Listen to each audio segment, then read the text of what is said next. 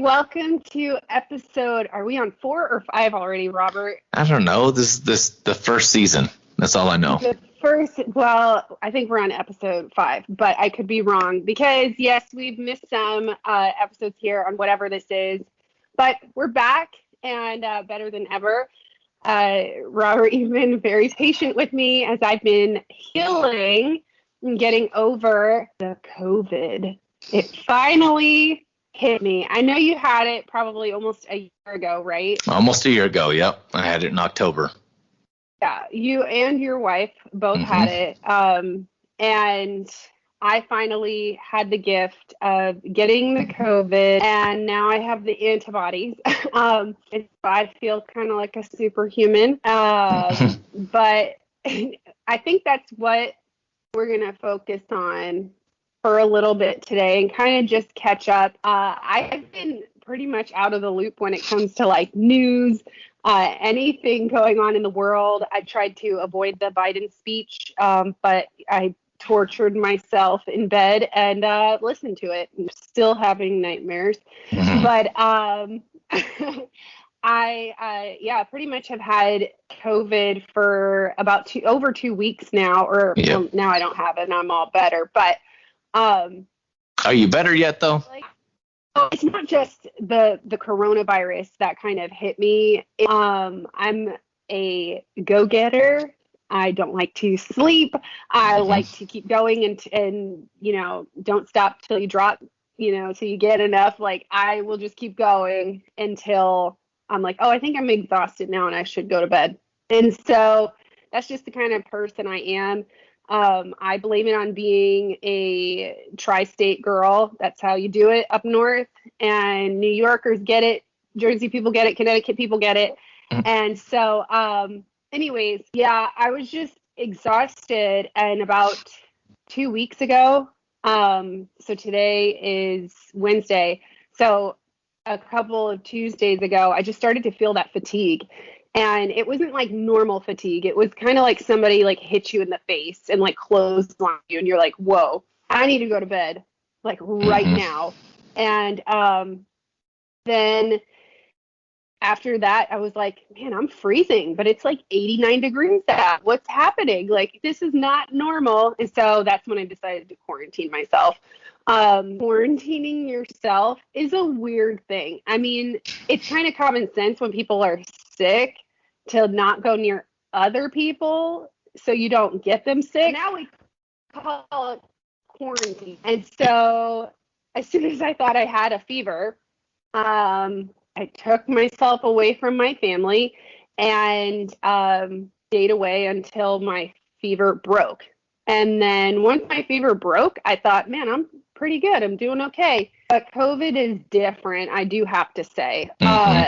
Once my fever broke and I started to feel human again, that's when other symptoms started setting in. It felt like a sinus infection. It felt like an ear infection and like bronchitis. It felt like the flu. It felt like all those sicknesses that you could possibly be like shaking up in a shaker bottle and make yourself a protein mix of viruses. That's what it felt like.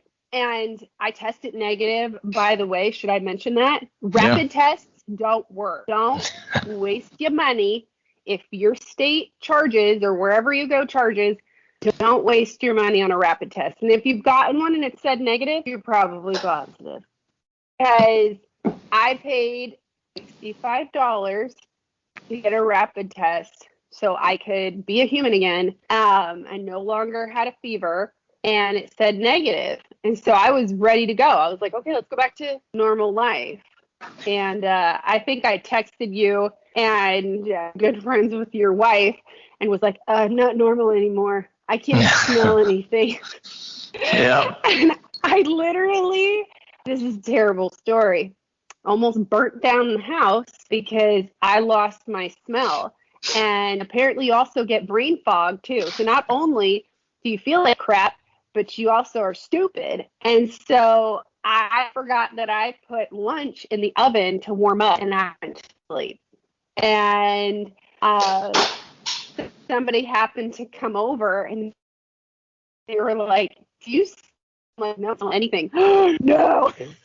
Yep. Like one of those moments where, yeah, I'm experiencing, I guess, the COVID. And so, yeah, it's been kind of like just 2 weeks of crud. But finally, I went and saw a doctor. You helped convince me to do that. And when I went to see a doctor, it was mostly because COVID felt like I was continually having a panic attack. Like something like an elephant was just stepping on my chest and pushing down on me, while at the same time, like a little bratty kid was plugging my nose, like, like, and Yeah. you just like, you feel like, okay, when is this gonna end? So I went to an urgent care, and they were like, yeah, you have COVID, but actually you have a really bad ear infection. And I Yep. felt like insult to injury. Like, okay, I can't smell anything, I can't taste anything, and I can't hear anything either. Oh, because you have an ear infection. So, Yep. yeah, you've gotten to see me in my COVID state of mind, and I did not want the rest of the world to see that. Yeah, so we did hold off on some podcasts because of that. But so you had we don't really know which variant you have because they don't test you for variants. They just test you for positive or negative. And but when you've got about 70% of the samplings out there being Delta variant, you probably had the Delta variant of COVID. I had the Alpha variant of COVID. But I was still, it was very similar symptoms still. I was just fatigued all the time. After just a couple of hours, I just had to go to sleep. And Yeah. I mean, just had to go to sleep, right? Oh, and, yeah. And then I had a little bit of a fever. Slept till now. Like, yeah. Hello. If you didn't have duties and responsibilities, then you just wanted to sleep all the time. Fever, a little bit of a cough, but my cough wasn't really that bad. It seemed like you kind of had a light cough as well. And that's not her cough, that's something else. So, but her cough kind of sounded like that too. So it's very interesting. I remember just what I kept thinking about COVID was when I just took a shower, I would get out of the shower and I would feel like I just jogged. Like I would get out of the shower and I'm breathing hard as if I just jogged down to the mailbox and back or something. Not like a hard run, but like, why am I breathing so hard? And that was kind of the thing that kind of surprised, like, okay, this COVID thing's not like a normal thing. But got over it. Unfortunately, my wife ended up being a long-term COVID person. She's still somewhat dealing with things, with fatigue sometimes, with other things. COVID attacked her brain, and she ended up having some vitamin deficiencies because of that. It's been almost a year, and now she's getting better, but it took almost a year. So that's crazy. It's just kind of crazy the way things are. The other crazy thing I thought was when you told me you had to pay for your rapid test. In the area that I'm in, you go get tested for COVID, and they go, do you want the rapid test? Do you want the PCR test? And I was like, rapid test. It's like a Sonic drive-in, and you have to choose. But you just get to choose, I paid $65 to get a crappy test, and then I waited 2 days and got a free one, and my real results, which was positive. Yeah. So it is a little crazy to pay for it. I honestly did it for work purposes. And I think that that's where the moneymaker is people want to get back to work. They want to be like, oh no, it's just a cold. Oh no, it's just the flu. I'm fine. So can you go to work with a cold and a flu and snot all over people? You're not supposed to do that either. But you're not supposed to do that either. Yeah. It's just the flu. It'll be fine. I'll just give you the flu when we go to work. It's not COVID. Yeah, it's not COVID. So just come on over. Come on over, baby. Yeah. Which also blows my mind. I did want to mention one of my crazier symptoms, and your wife helped me a ton with this. This is where I was like, I hit a wall. Much better. Insomnia. Oh, remember? Yeah. And I would tell you, like, I was up until 4 a.m. and I shopped on Amazon and I don't even know what I bought. So we'll just see what happens when the packages come in. But after the insomnia kind of just exhausted me, because eventually you're like, I just have to go to sleep, even though your body is like, no, go. I got restless leg syndrome, which I haven't had since I had my last kid, which was over 8 years ago.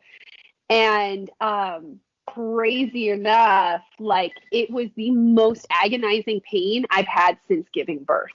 And that freaked me out more because I was like, what is COVID doing to my body? And I think that's a part of my concern when it comes to the vaccine. Number one, people now saying, okay, so you've had COVID, now you can go get the vaccine in 4 to 5 months. I already have looked at the numbers and I've seen the rise in cases since vaccines came out. So you can tell me it's the unvaccinated people that are causing it, but if we're getting more people vaccinated and more people are getting sick, you have to kind of put 2 and 2 together. And then you're seeing people who have had COVID before are less likely to get the new variants and have complications from it because they have those built up natural antibodies. Not just the spike, not just the antibodies for the spike variant, but you have antibodies for coronavirus, and that's why they are usually able to last longer or be able to fight any kind of virus if they do get infected or reinfected. But reinfections, as you were stating, reinfections are very, very low still. Mm-hmm. They still happen, but they're very, very low. And the reason why they happen, as we covered in our vaccination podcast, is because everybody's immune response is different on how your body will react to COVID and developing antibodies, as well as the vaccine and developing antibodies. Everybody's body's different. For some people, when they get COVID and they recover, they only have their antibodies for a few months and then they're gone, like all of them. But the vast majority of studies keep coming out and showing the vast majority of people have a plethora of antibodies, and they will have them for many, many months, and if not even a couple of years. So, which is one of my, I guess you'd say, hot issues that bothers me is with the vaccine mandates. Is we have now nearly 12% of Americans who've gotten the virus and have recovered, and therefore have herd immunity. What we were trying to achieve a year ago was herd immunity. So 12% of Americans are there, and they're still being told you cannot attend concerts, you can't go to sporting events, you can't go to churches in some cases if you don't have the vaccine. And it's like, but I have better than the vaccine. Why are you discriminating against me? And it's because of lack of information. It's because of it's because of fear, I think. I did talk to somebody who said, well, it's because it's easier to prove that you've gotten a vaccine than it is to prove that you had COVID and recovered. I'm like, no, it's not. I could bring you my positive test. Oh, that's so funny. Yeah. Look at this right here. Oh my goodness. What is that? Test and my positive. Wow. Oh, those are my test results. I have everything here. It just happens to actually be sitting right next to me, next to my timed table for when I have to take my medication. So let me just, when I went to urgent care because I thought that I was like not able to breathe and it was a panic attack. Which, by the way, COVID also shows that some people who have tendencies to have panic attacks or anxiety attacks, COVID heightens that. It's not you were not rare in that area. So that is something that happens too. So when I went to the urgent care and was like seeing the doctor, that's my dog and I apologize. The doctor was like, they were asking you questions. Like as soon as you get in there, the first question they asked you, not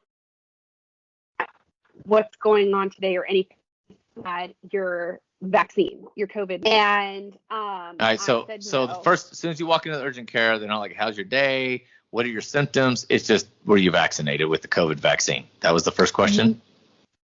The first question, and it threw me off, and I said, no, I haven't been cleared yet because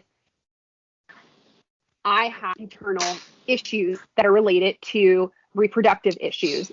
And not to be too vulgar or whatever, they have to do with clotting. And so when I explained this to the girl, she looked at the nurse, she looked, oh, yeah, no. And her immediate to me. So for me, it just reminds me again, and I hope that people who hear this or who are teetering on the fence of like everybody should be vaccinated versus, you're even completely anti-vaccine. Some people feel more comfortable getting it. They've talked to their doctor and they've gone through that, even if they've had COVID, and they still feel safer having COVID, having the vaccine. Guess what? That that's what you want to do, go do it. And have different issues. And I'm 35 years, and the doctor's like, no, don't get it yet. Yeah. Let's just see how your body gets. Well, I got the COVID, and I think that people need to step back when it comes to like the vaccine mandate. And we have a president who is supposed to be a leader, who literally, he got up and was like, the unvaccinated are causing this issue. Now, we're so hurtful to a person like me who cannot get the vaccine, because if I do, I could have an emergency hysterectomy. Yeah. Exactly. So it's very angering that people are so just knee-jerk reaction to, post, get the vaccine at say, oh, okay, why don't you post up your vitamin C, D, zinc, go see a therapist for your anxiety, go see a sleep specialist so you can go to sleep better at night, because sleeping, vitamins, nutrients, healthy diet, and exercise changes your life. And I'm a person who believes in all that, and I do all that, but I work a lot, and I'm a hard worker, and sometimes I push myself too hard, and guess what? You get compromised. And you weaken your immune system, and you're around other people and things like that too. Yeah. But no, I agree with when it comes to the mandate, and that was one thing. I mean, that's kind of neither here nor there. I'll just say this: a lot of people voted for President Biden because they really believe that he would be somebody who would unify the country. But when you go out and you basically start a war against the unvaccinated, then you're not unifying the country. In fact, there was a lot of Democrat friends of mine who said, you know what, I think the vaccine is good for most people, but him trying to force private businesses to mandate it is probably not the right thing to do.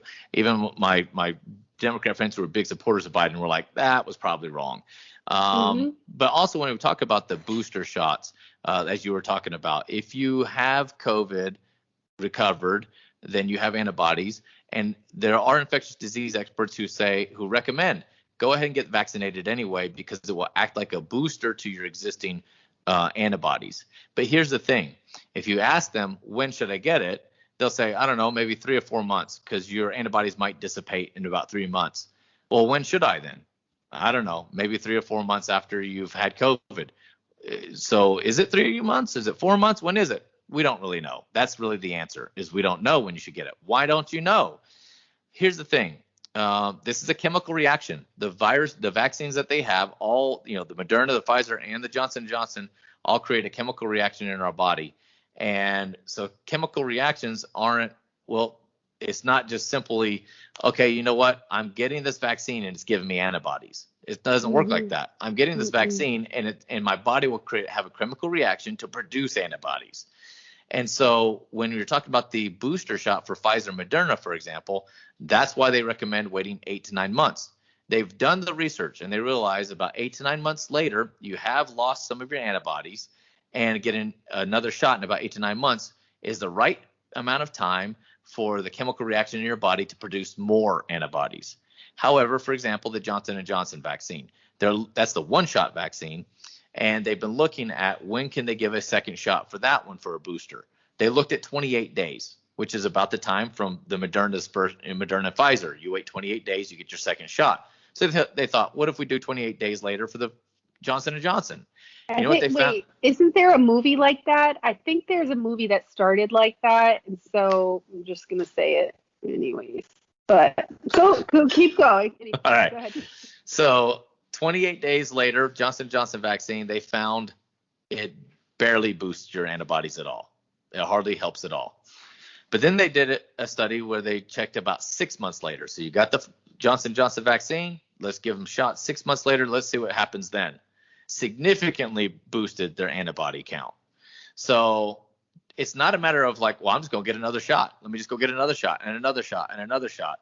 Because if it's not staggered at the right period of time, it's not going to do anything for your antibodies. And that's what it's all about, is having antibodies. And so what about people who've had COVID and recovered from it? The reason why the true answer is we don't know when you should get vaccinated is because they haven't done any research on that. They don't know when to give, because if, say, you just are now recovering, if you try to go get vaccinated next week, it may do absolutely nothing for your antibody count. You might get vaccinated 6 months from now, and it still might not do anything. We don't know because they're not doing the research. And I asked one infectious disease expert, I said, why are they not doing the research on that? I mean, there's a lot of people who'd like to know, like, do I wait 9 months before I go get vaccinated after I've recovered from COVID? 3 months, 2 years? What's the answer? And he said the reason why they're not doing research on it right now is because there's just too many people in the world who have zero antibodies. They have nothing. They don't have a vaccine. They didn't have COVID. They didn't recover from it. Our country's actually doing pretty good at 60% vaccinated. There's countries like India who are like 15% vaccinated, and they have billions of people, like, well, okay, not billions, millions and millions and millions of people. There's a lot of third world countries in Africa where they have hardly anybody vaccinated, yet this virus is raging through their communities. So they're like, we're too worried about trying to get vaccines to those populations and trying to figure out how to boost their antibodies, because those antibodies aren't as robust as what you and I now have because we recovered from it. So they're more doing the research about, let's get the vaccines out to the people, and when do we need to boost their antibodies since they don't have the robust antibodies from recovery. And that's what they're looking at. They're not worried about the herd immunity crowd, which is people who've recovered from it. What they are worried about, though, which I warned about this a while ago, is future variants that may negate the antibodies that you and I have developed from recovery. Future variants that may even negate the current vaccines. There's one variant out there right now called the Mu variant, MU, that is already starting to show that it's basically making vaccines obsolete. And they're worried that this will spread like Delta variant does, because if it does, basically everybody who's vaccinated, it's as if you weren't vaccinated. Everybody who's recovered from COVID, it will be like we never had COVID. And we're all back to square one.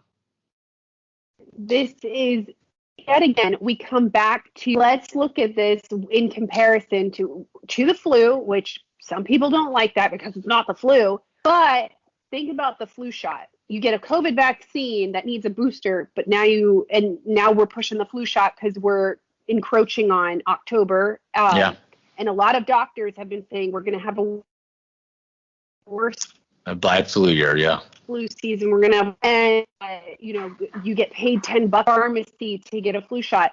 But like, think about the flu shot. We've never been able to inoculate influenza, which is what the flu is. And we have new flu shots every year, a booster every year for what could have possibly been last year's flu variant, strand of flu. So that strand of flu or variant of flu or whatever way you want to call it might not be able to stand against the vaccine that you get, the flu shot that you get. The same thing goes for the COVID-19 shot, because like you said, you're going to continue to have new variants as long as we don't have a vaccine that actually inoculates the virus itself. I was a little kid. I had a hippie mom, and she's going to listen to this. And so it was a good thing. When one kid got chickenpox in our group of friends, we all went over to their house to get chickenpox. Yeah. So we would all get chickenpox. The old style of handling viruses. Yeah. You had the virus in you. You beat it. I've got the scars to prove it from scratching them off my face. And I was that superhuman kid who caught chickenpox twice. The first time I was little, I didn't get them that bad. I had like 4 or 5. And then the second time, my mom's like, oh, she's already had them. Took me to literally a pox party is what they were called. And I caught them again and gave them to everybody in my family. So I guess I was like a carrier. But you have like people saying, oh, you've had chickenpox, so you're going to have shingles later on in life. So you need the shingles vaccine. And I'm like, come on, man. Like, if you've had chickenpox, why would you get a vaccine? I just kind of in America is obesity. A lot of the root causes for the people who have passed away from COVID. Then I have other friends, and this is not me saying this, that say like their their relative went into the hospital for COVID or for something else, and then caught COVID in the hospital and got sick and died. Yeah. And there's a lot of, I know that hospitals work hard to several family members who are nurses and everything, but a lot of them will say, yeah, it's obese people who are smoking, who have COPD from smoking, emphysema from smoking, that are coming in with these pre-existing conditions. So why are people, I'm making full circle, why are people being made to get a vaccine instead of having a new, we're talking the new world order, right? A new world order where our world, not even just our country, gets healthier, and we get fresh air and exercise, and we get the nutrients that our bodies need. Why is it so crazy to even think that we can't start reteaching that? I mean, Michelle Obama went after people for years and tried to solve obesity. And now where's that? It's out the window. We don't even talk about that. Get a vaccine, stay home, put a mask on, don't go anywhere. And if you're not vaccinated, in California, they're about to assign it in where you can't go anywhere without a vaccine. Yeah, you got to show your vaccine card if you go somewhere. The other thing, the reason why I was going to say, I think one of the problems with this vaccine mandate and just the vaccine approach, and I'm more along the lines of, look, I definitely think there's friends that I have who are older, who are over the age of 65. I'm like, you should probably get the vaccine, because that's the age group that is still the highest grade. Look, I went through the numbers again a couple weeks ago. The mortality rate, if you get COVID, is still only at 1.73%. However, when I looked at it by age group, it's 1.67% for those over the age of 50. So basically, under the age of 50, it's essentially 0% chance of dying. You have a better chance of dying from just about anything else in life other than COVID. It will knock you out of work for 2 weeks, but you're not going to die from it. But if you're over the age of 50, you have a bigger chance, but you're still 1.67% chance. But that's the higher age group. Here's the problem I have, though, with a lot of this vaccine stuff. People like Howard Stern, who has a lot bigger voice than what you and I have, a lot bigger reach than what you and I have. And you would think he would have a lot more access to information than what you and I have. But then he comes out and is ripping on the unvaccinated, saying that they are the problem and screw their freedom. And then he said this: you had the cure and you chose to ignore it. You had the cure and you didn't take it. Okay, this vaccine is not a cure. Okay. And I get people who message me all the time and say, if it was up to you, we would still have polio, we would still have smallpox, we would still have things like that. And I say there's a difference between smallpox and polio vaccine and this vaccine. Those vaccines didn't allow you to get infected with polio, and they didn't allow you to transmit polio to somebody else. This vaccine for COVID-19 does. You can still get infected, and you definitely can still transmit it, even if you don't get sick from it. You can still spread it to everybody else. So like you talked about, we're seeing an increase in cases. And part of that problem is because people were getting the vaccine, they thought they had a cure, and they're walking around like they're Superman. And once again, they're just Batman with a fancy utility belt. And they're spreading COVID to all their friends and family. Yes, a lot of them are unvaccinated people, but that's where it's coming from. This is not a vaccine that inoculated the disease. You can still get infected with it. You can still spread it. And that's it's not a cure. And that's one of the problems that we've seen with this whole ordeal. And so that's why, to me, it's shocking to see the mandates. I did have somebody else ask a question to me one time, and I don't know the true answers to this. They asked the question of, when the vaccine first came out, did we think it was a cure? And I think we were being told it was, and it was later that we found out that, oh, you can still get COVID with the vaccine. Oh, you can still transmit the virus. And I do kind of believe Dr. Anthony Fauci, even though I really don't like the dude, I do agree with what he said at one point, which is, we didn't change, like the science didn't change, the virus changed. It's when the Delta variant and these other variants started popping up that it changed everything. And so that now all of a sudden what they thought might be a cure was no longer a cure. Okay, but now you have that information. why are you trying to force it on everybody still, including 12% of Americans who have herd immunity who've already recovered from the virus? So that's kind of my last thought on the whole COVID thing. No, I like that. And that's like, as we wrap up this episode, which is kind of just a recap again on how we both have now had COVID. We're in the club. And I'm very sad for people who have passed away. I lost a friend a few weeks ago. I had a friend who lost a dad who was vaccinated. I know a couple of people who have gotten very sick and in the hospital, and they're vaccinated. And so as we wrap up, I kind of want to talk about this part. When somebody is sick, whether it's the flu or a head cold or a sinus infection or a 35-year-old ear infection, or with COVID, which has been heightened with fear, I think one of the things that I hope people start doing is shifting their verbiage, shifting their speech with one another. Because as soon as I got sick, people were instantly negative. They were instantly like, you are going to get hospitalized, you're going to be super sick. And it was so discouraging. It was so discouraging right out the gate for people to be like, oh my gosh, you need to go get oxygen. Oh my gosh. Almost fearing for your life. Yeah. Just almost like, oh my gosh, you have COVID, you're going to die. And that's not encouraging. Exactly. And it was so hard because I thought people wouldn't they would not talk to me. They would not drop by the house. You're a pariah now because you could give them something that will kill them. So, yeah. And it was really, here alone, and nobody is going to ever talk to me again because I've had COVID. And so I just hope that people start changing their language when it comes to COVID. You can get it, you can beat it, you can get over it, and you don't have to instill fear in people. Yeah, I definitely agree. And it goes back to the thing we talked about before. Do unto others as you would have them do unto you. Just stick to the golden rule.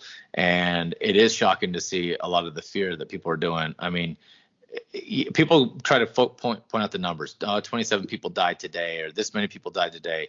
And I still just look at it as a percentage thing. It's a numbers thing. And yes, you can. And unfortunately, everybody I've known, and I've known quite a few people recently who have passed away from this, they all had some sort of pre-existing condition, whether it be they were out of shape or they had previous lung damage from something else or something like that. And so we do all, I guess the last part of that I was thinking is that do unto others you would have them do unto you, live the golden rule, but also take upon yourself personal responsibility. And it's up to you to take care of your own health. And just because you're vaccinated doesn't mean you're Superman. Still take precautions, especially if you have pre-existing conditions or you're older. So that's where I leave that. And one more thing. Okay. The doctor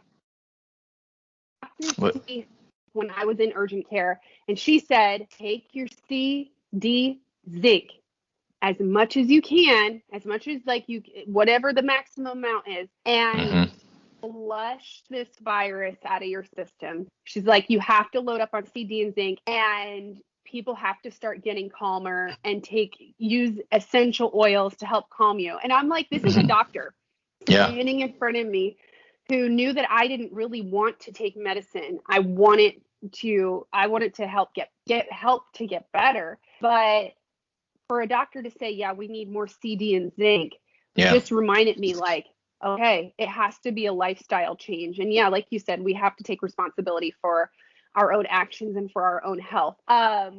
Usually we have a good news story of the week, but before we go, I want to just say, I know this past a few days ago, the Met Gala happened, and I don't know if you're into all that, but no. Did you see AOC's dress? Oh yes, I saw AOC's dress. Yes. Okay, so that was very entertaining for somebody who was recovering in bed from an adult baby ear infection / COVID. But I will have to say, so her dress said, and if you haven't seen it, you got to go online and look. It said, it was white, and on the back of it in red, kind of like almost like a serial killer style. Yeah. Said tax the rich. And I just want to say this is not a good news story, but it's an irony story, and then I'll tap something hilarious on at the end. It's hilarious to me and ironic to me that somebody would wear a dress like that, which I forget how much that dress actually cost to make. It was more than $10,000. Yeah. She wore a dress like that to somewhere where it cost $30,000 per ticket to go in and be with the rich people.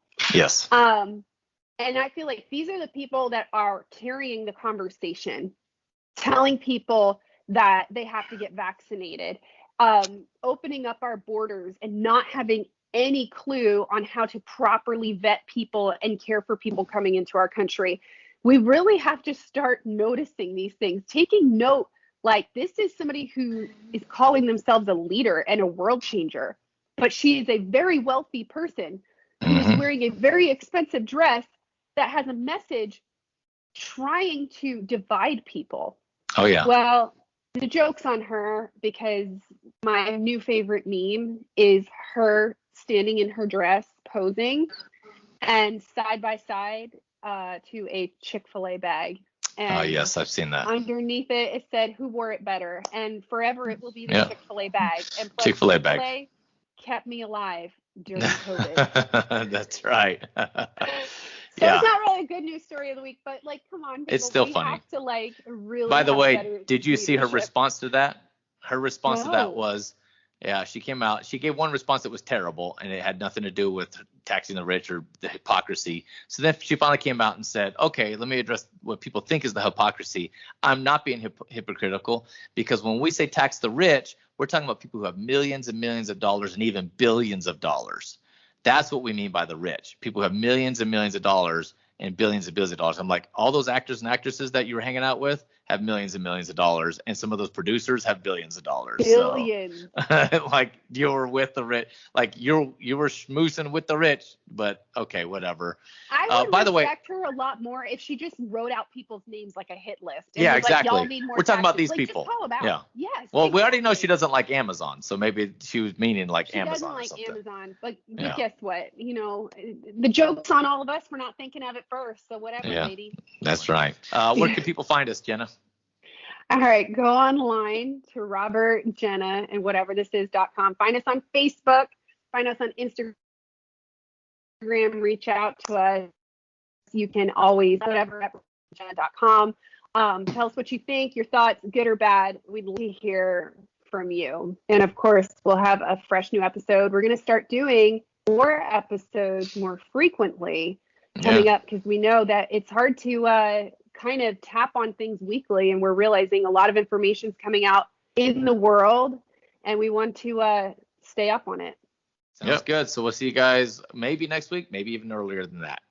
Yeah, hopefully. All right, we'll see you soon.